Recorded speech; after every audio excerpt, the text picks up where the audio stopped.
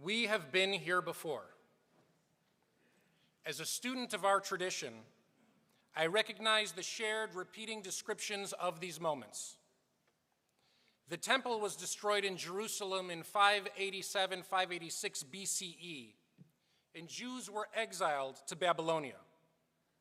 Based on what he witnessed during the Khurban, the destruction, our prophet Jeremiah recorded a poem that we now read on Tisha B'Av, on the 9th of Av, called Echa, or Lamentations. Its final chapter, chapter 5, begins by crying out, Zechor Adonai mehayalanu. Remember, God, what has befallen us.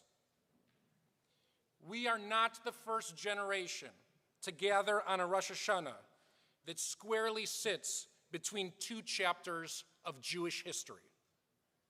When I put this necklace on in November in Kikar Chatufim in Hostage Square in Tel Aviv, to remind myself and every single person that I encounter about the suffering of the hostages and their families, believe me, I did not imagine wearing it so long that it hangs over my kittle today. We carry that pain forward, and yet we know that the world has profoundly changed. Today marks a transition between the despair and suffering of what was and a hope and optimism of a new path forward. In a lecture that I attended years ago, Yehuda Bauer, professor emeritus of Holocaust Studies at Hebrew University, explained that on his first trip to Germany in the 50s, the Shoah was an unknown field. In the immediate aftermath of the horrific extermination of 6 million Jews, the Jewish people struggled to understand why it had happened, how it had happened, even what had happened. Little by little, the truths of those tragic events emerged. Museums were developed around the world. New teachers like Elie Wiesel stepped forward and shared his story. With enough time, perspective allowed us to begin to comprehend the scale of the atrocities. Within the transition, Jewish philosopher Emil Fackenheim issued a new commandment to the Jewish people. Our tradition holds that we have 613 mitzvot, commandments. Then Fackenheim added a 614th for our people. Do not grant Hitler a posthumous victory. According to Ari Burstein of the Schechter Institute in Jerusalem, after decades of writing philosophy, Fackenheim stepped past the theological problems of the Shoah, past God's role in history, and decided to address how Jewish life might endure. Burstein writes, the task that Fackenheim takes upon himself is to rebuild and especially to offer a formula for repairing the broken shards left by the Holocaust. To return to the 614th commandment, we realize that the Holocaust is indeed an event of revelation. Auschwitz commands the anti-Auschwitz. This past year, 5784, 2324, was a devastating one for our people. In Israel on October 7th, Hamas attacked us, murdered, raped, kidnapped, and desecrated our brothers and sisters. More Jews were murdered on October 7th than on any day since the end of the Shoah. The aftermath of pro-terror demonstrations and the nauseating college encampments spilled across this country. Our people, stolen from us, are still being held in the dungeons of Gaza in captivity. Twice now, we've lived as a people through missile barrage attacks from Iran that are completely unprecedented in nature. The year has felt shocking and unprecedented in nature. Yet the words of chapter 5 of Echa sound as if they are describing what I saw walking kibbutz Kfar Aza. Nachlatenu nehefcha lezerim batenu linochrim. Our ancestral heritage flipped to strangers. Our homes were controlled by others. Yitomim hayinu ve'ein av imotenu ke'almanot. Our children have become orphans without fathers. Our mothers have become widowed. Nashim b'tzion inu betulot ba'arei Yehuda. They've ravaged our women in Zion. Young girls suffered unthinkably in the towns throughout Judah. I spent time this year sitting with school parents and college students, teachers and heads of school, Israeli survivors of Nova and Israeli displaced families, IDF soldiers, and families of hostages. It is difficult to distill this entire year into a singular high holiday message. I've traveled to Israel 4 times since October 7th, including having the privilege, the zchut, to lead 2 VBS missions, to volunteer, to help, to learn about what Israel needs of us in this moment. The dark shadow of that Shabbat HaShchorah, that black Sabbath of October 7th, that dark shadow still looms over Jewish life. There is so much for us still to digest, upon which to reflect, causes to fund, to enact, to advocate, structures to rebuild, communities to rebuild, families to rebuild, that it is easy for us to find ourselves overwhelmed. Unlike the destruction of the temple or the Shoah, we haven't had decades or generations of separation from October 7th. There is still great suffering throughout Israel. There are still more than 100 hostages held in captivity in Gaza. There are still almost 100,000 displaced Israelis who cannot return home.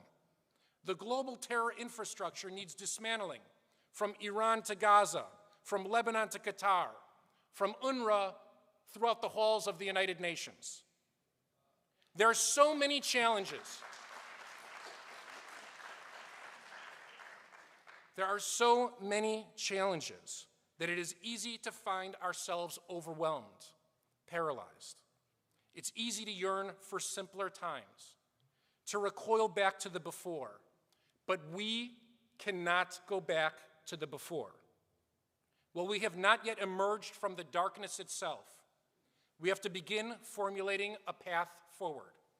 And so I stand before you today and I issue Commandment 615. Commandment 615, do not go back to being October 6th Jews.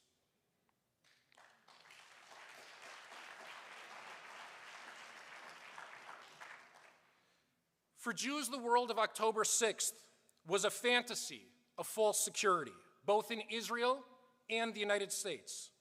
We were largely unaware of the teachings and the tactics of the pro-jihad community throughout the world and throughout this country. We were comfortable with our community's interfaith ties around the country. We were struggling with ideas like perhaps we enjoyed too much privilege. We were misrepresented on university campuses in both student population and board representation. The world of October 7th and its aftermath revealed that Jews are far less secure in Israel and the United States. Hamas, Hezbollah, and the Palestinians at large have inspired a growing pro-terror movement around the world. We have failed at building the type of bonds with Christians and Muslims around the country that can withstand the type of global attack that we withstood this past year. And we are far less represented in terms of students and influence on university campuses than anyone had imagined. This moment calls for a newfound strength and a newfound intellectual openness. The strength is more straightforward. In Israel, we have to carry courage to fight the fight around our national homeland, to create a new future free from threats at our doorstep. Here, we must also carry pride and strength when we attend college, when we show up to rallies, when we advocate, educate, participate. I have seen so much newfound strength emerge throughout this year. And so now it's time to speak of the open mindset. For the vulnerability and the blindness of October 6th calls on us to create a world of the anti-October 6th. The elder statesmen, the thought leaders that guided the American Jewish community to a worldview concerning Israel and the Palestinians, Iran and all of its terrorist tentacle proxies, American Jews and our invulnerability in this great country, they were all wrong. We have to begin to question very foundational ideas that brought us to that point. The authors that have guided our worldview, the diplomats that cemented their sage wisdom, none of it should be accepted as gospel in this community any longer. The solution to the conflict today might not be the same idea that failed in 1993 and failed at least a dozen other times, including 1947. This is one of the daunting aspects of this year. We don't have a solution yet. But not having a good solution should not encourage us to keep endorsing strategies that simply don't work. We should acknowledge, as Jeremiah did in Eicha 5, that at moments like this, the wisdom of our establishment, our elder statesmen, serve us no more. Zkenim mishar shavatu. The elders have been absent at the gate. Nehafach le'evel mecholenu. Our dancing has turned to mourning. Mika Goodman, an acclaimed Israeli thinker, wrote a book in 2017 called Catch 67 that explained that we are essentially trapped within a perpetual cycle of reverberations from the Six-Day War. Essentially, the victory of 67 now causes the challenges that we face. The book assumes a political situation to a territorial dispute involving boundaries and sovereignty. October 7th proved many of the assumptions of Catch 67 to be wrong. The October 7th massacre was not about boundaries or sovereignty. It revealed this is not a political conflict, but an ideological one. In an interview with Dan Encino on his brilliant podcast, Call Me Back, Goodman explained that anybody who visits Israel after October 7th realizes that Israelis are no longer the same people. And I quote, "For the first time in my life, in my generation's life, we could imagine something that we couldn't ever imagine before. We could imagine a reality in which Israel doesn't exist." End of quote. Not yet available in English, Goodman's new book, Hayom Hashmini, The Eighth Day, which I've read in Hebrew, begins with an introduction that issues a type of recanting of his previous ideas and a new framing for a new era. And now I'm going to quote my own translation of parts of his introduction, which is going to sound extremely clunky, so please forgive me. I quote, "The reality which is hidden in the fog of daily routine and can be interpreted differently has now been revealed before our eyes. Suddenly we saw together the truth that is hidden from us in ordinary times." Goodman continues later in the introduction, "Substantial things became clear, while at the same time, strategic certainties became blurred." End of quote. That is Commandment 615 at work. Each moment of destruction ushers in a new era of new ideas. The first temple's destruction led to Jeremiah's voice. The second temple's destruction led to the rabbinic tradition. The Shoah led to Fackenheim, Wiesel, Bauer, and others. We must open our minds now to new ideas. New voices have already emerged in the last year. New news sources have already emerged in the last year. News sources such as the Times of Israel Daily Briefing and Call Me Back with Dan Encino spent time interviewing Israeli analysts in a way that CNN or Fox News simply did not. A digital generation is learning about Jewish identity in Israel from the social media accounts of Eilon Levy, Einat Wilf, Noy Lieb, Ben Freeman, Montana Tucker, John Spencer, and Noah Tishby. This year, I will lend my voice to theirs. My first book will be published in January. It'll be called The Case for Dual Loyalty. I'll address the American Jewish experience following October 7th and challenge the greatest taboo of our 2,000-year-old diaspora experience. The book will be launched here at VBS in January, God willing, and I've already been invited as an adjunct fellow at the Z3 Institute, which is part of the Palo Alto-based Z3 project that's helping to develop the next stage of Jewish life. I actively pursue new ideas. On my trips, I listen to survivor testimonials and learn from brave soldiers returning from Gaza. I reconsider previous notions about politics and peace, about leadership and civil support.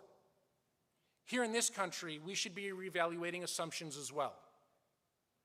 It's time to consider the role of Israel education, Jewish education, Hebrew acquisition, and ritual practice within the framework of peoplehood, Zionism, and our collective shared destiny. Synagogues, especially this one, have a responsibility to offer moral clarity during these turbulent times. In an article recently published in Jewish Action magazine titled The Great Jewish Awakening, author Rachel Schwartzberg describes a current surge in Jewish desire to connect with learning and community. I encourage you to review your program guide of 75 ways to connect with VBS in the coming year. We must make the case for Jewish life from this bima and beyond our walls.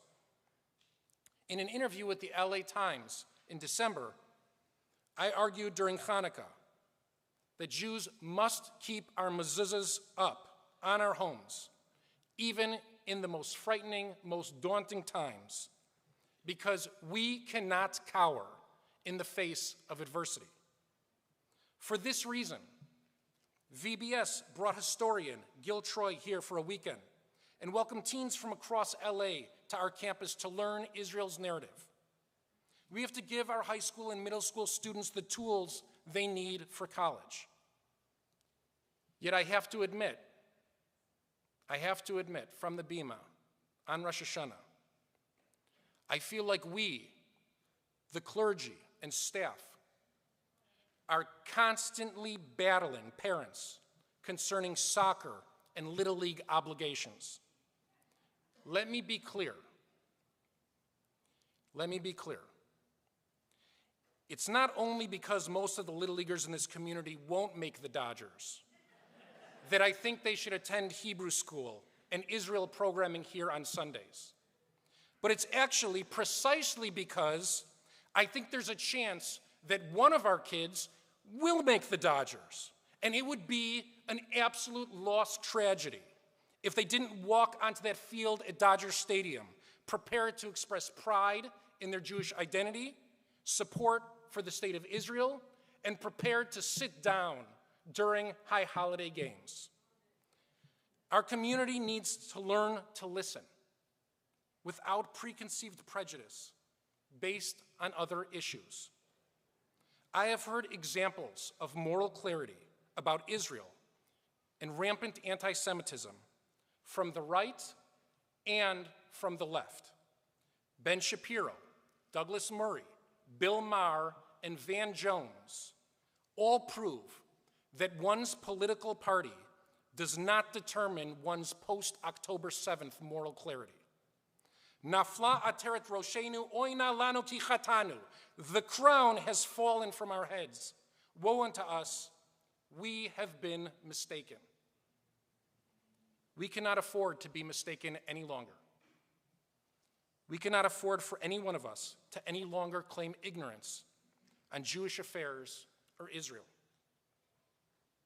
Every morning I read jpost.com, listen to podcasts, communicate with Israelis, and I still continue to encounter new aspects of Israel and learn about new Israeli initiatives and perspectives each time I travel there.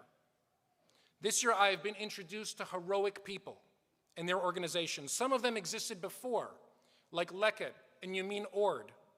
Some of them formed in response to October 7th, like Achim Leneshek and Danny's Farm. But the only way to learn about them is to gain relationships with Israelis and listen to their stories, to learn about their challenges they face, the resources they need, and to adjust the way that we live in order to support them. I engage every day, not only because I'm interested as a Jew about my extended family, but also because several times this year I've been approached by genuinely curious, genuinely ignorant people here in Los Angeles who have innocently asked me, what is going on over there? Like, I just don't get why it's a big deal. And in that moment, the Jewish people needs you to be an ambassador. Your ability to answer those remarks with clarity and conviction may determine whether that person becomes an ally or an adversary. If you're listening to new voices and have found new causes to support since October 7th, then you're following Commandment 615. And if you're not yet, I challenge you to do so beginning tomorrow, today, the minute you walk out of the synagogue. Al ele chashchu einenu. Our eyes were dimmed. There is no solution, not yet. But the only way we ideate new strategies for this challenge is to open ourselves to new possibilities. To open our eyes, we need to be better listeners, learn more intently, and we need to forge new friendships and new alliances. Much like Commandment 614, my 615th commandment wants us to live prouder and louder as Jews, more connected to our people, our tradition, and our communities. And we cannot allow that desire to manifest into some kind of unhealthy insular tribalism. One of the great disappointments of this year was the sense of isolation, abandonment. We cannot live in isolation here in America. We have to craft friendships and build alliances as post-October 7th Jews. We're going to start prioritizing engagement with the outside community and our elected officials. We're going to invite our elected officials into our community this year for a series of conversations. Let them enter our campus, past our necessary security, walk past the myriad of Israeli and American flags, and feel the Jewish priorities of their constituents. We're going to start reaching out to other faith groups. We must invest in relationship building without compromise on Israel or on our Judaism. And we have to accomplish that before we expect solidarity. We might not be aligned with the same groups as we were before. Part of the change is that I'm not looking for superficial community pancake breakfast photos that I've attended so many times. I'm looking for a community to stand beside us when our kids are under attack at college. I'm looking for a friend that checks in when there's a day of rage, global jihad, and we increase security here at the synagogue to unthinkable levels. I'm looking for a relationship that doesn't think I'm perfect, but respects my new commandment and understands the necessity of my louder, prouder, post-October 7th Jewish self. I have begun reaching out to Christian communities around Los Angeles. And I want to thank Pastor Drew Sams, the senior pastor of Bel Air Church. I want to offer gratitude to Bel Air Church for its support of Israel and the Jewish people, for bringing survivors of the October 7th massacre and injured IDF soldiers to speak to their community. Just a couple of days ago, before Rosh Hashanah, Pastor Sams and I, alongside the Bel Air Church elders and VBS board members, attended the Nova exhibit together. I hope that the power of that experience serves as the seed for an ongoing and robust relationship between the VBS and Bel Air Church communities. Last summer, I was full of hope that Israel was on the verge of regional peace with Sunni Muslim countries. I returned back from a trip to the United Arab Emirates, Bahrain, and Israel. I returned back with optimism. I still feel optimistic about regional peace today. I believe that as Jews, we are strong enough to defeat our enemies and at the same time forge ahead with plans for peace. When Sunni Muslims reach out their hand in peace, we must always be brave enough to extend ours in return. On our next trips to Israel, I hope to visit with Druze and Bedouins. We will offer gratitude and relationship to any community, anywhere, that stood by the Jewish people during our darkest hour in decades. The Jewish people has been devastated before, and we have endured. This is an anxious moment because our previous strategies are outdated, and our new ones have not yet emerged. We stand in a place without answers.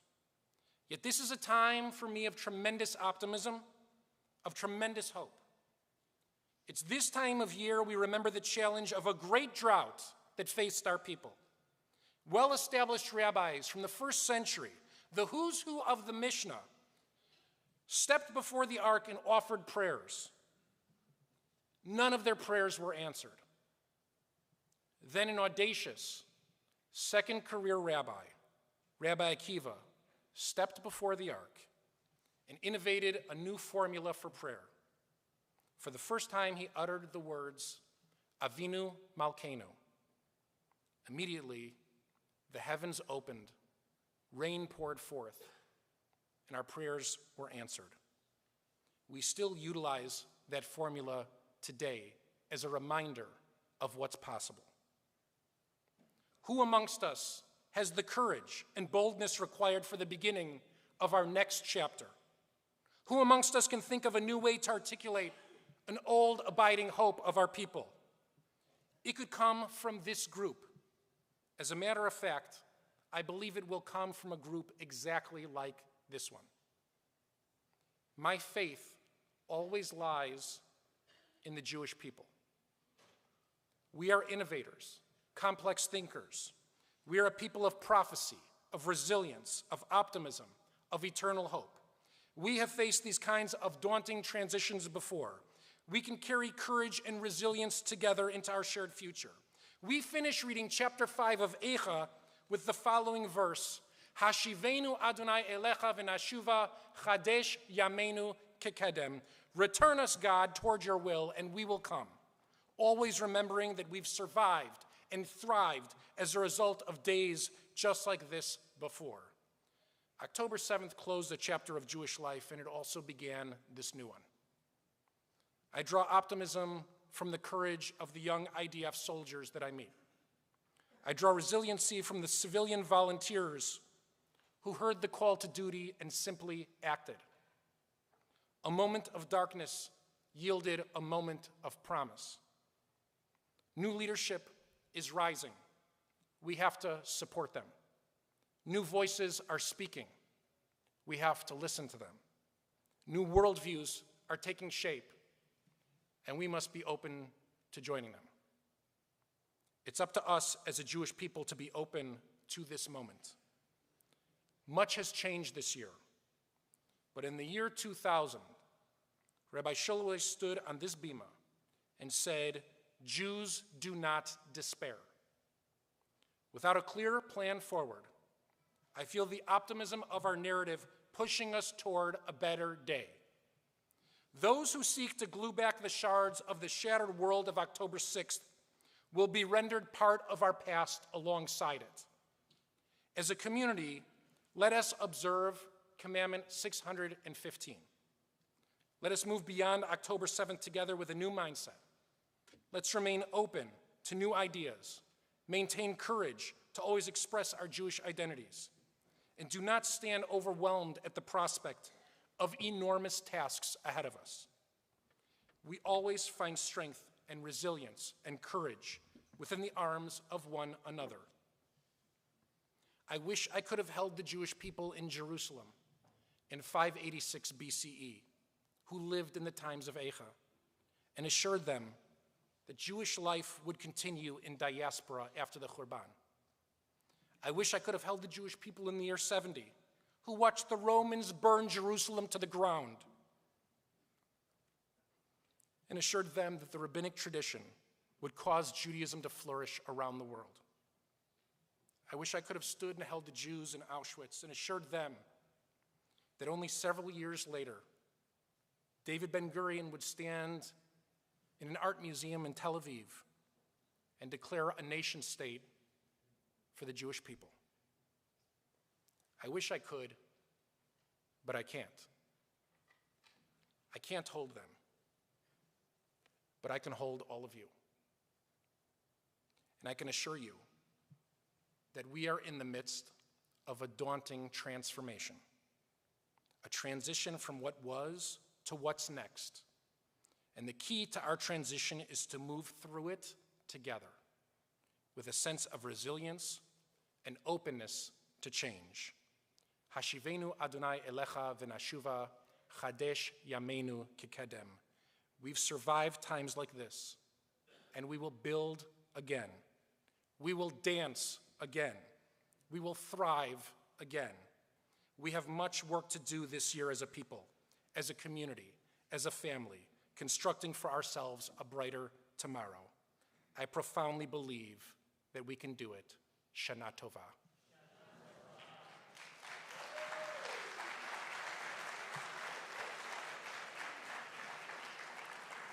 Please rise and join us in Hatikva.